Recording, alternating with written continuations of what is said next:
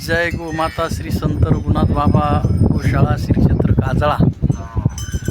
आज या ठिकाणी जवळपास 100हून अधिक गोमाता आहे। आज आमचे मित्र आमचे गावकरी श्री हरिभक्तपरायण प्रल्हाद महाराज घाडगे यांनी एक ढेपीचा कट्टा दिलेला आहे। धन्यवाद। अशी सेवा घडो आणि महाराज मंडळीला ही विनंती की थोडासा विश्वास ठेवा।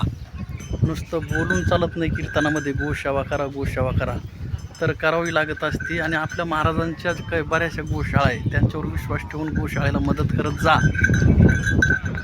विश्वास नाही फार मोठी शोकांतिका आपल्या धर्माची। आमचा काही भाव नाही की काहीतरी 2 पैसे कमावे त्याच्यातून राहावे। आम्ही तर आमच्या संसारावर फार तुळशीपत्र ठेवलेलं आहे। सध्या मी एक रूममध्ये राहतो, शेतीसुद्धा गोशाळेसाठी केलेली आहे। एकच भाव आहे की गोमाता वाचली पाहिजे, म्हणून प्रत्येक महाराज मंडळीला विनंती की विश्वास ठेवून गोशाळेवर येऊन स्वतः मदत करावी ही विनंती आहे। एकल्याचा नव्हे खेळ म्हणून मेळ मिळविला, हे कार्य एकल्याचं नाही आहे। रोजचा 3-4 हजार रुपये खर्च आहे। कार्यक्रम बंद आज दिवसभर शेण झाडून करावं लागतं, चारा पाणी काही गोमाता वृद्ध आहे त्यांना औषध पाणी गोळ्या औषध मेडिकल सलाईन बाटल्या फार मोठा खर्च आहे। तर विनंती आहे की कुठंतरी विश्वास ठेवला पाहिजे। आपण कीर्तनातून नुसतं सांगतो की गोसेवा झाली पाहिजे गोमाता वाचली पाहिजे, पण आपण सुद्धा केली पाहिजे हे महत्त्वाचं आहे। बोलून चालत नाही।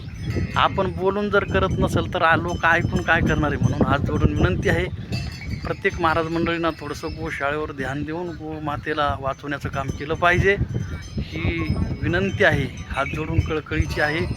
हे पहा, एकच हेतू की निस्वार्थ गोमातेची सेवा झाली पाहिजे। प्रामाणिकपणाने सांगतो, कारण 3-4 गडी आहेत त्यांना एकाला 9,000 रुपये महिना आहे हा खर्च, आणि शासनाचा 1 रुपयाही आतापर्यंत नाही आहे। शासनाचा 1 रुपया आतापर्यंत भेटलेला नाही। जेव्हा भेटल तेव्हा भेटल, पण आतापर्यंत 12 वर्षामध्ये 1 रुपयासुद्धा शासनाचा नाही आहे। असंच कीर्तनं वगैरे करून जे काही मानधन भेटून त्याच्यावरच गोशाळा चालू आहे। म्हणून विनंती आहे की प्रत्येकाने गोशाळेला मदत करा। जय गोमाता।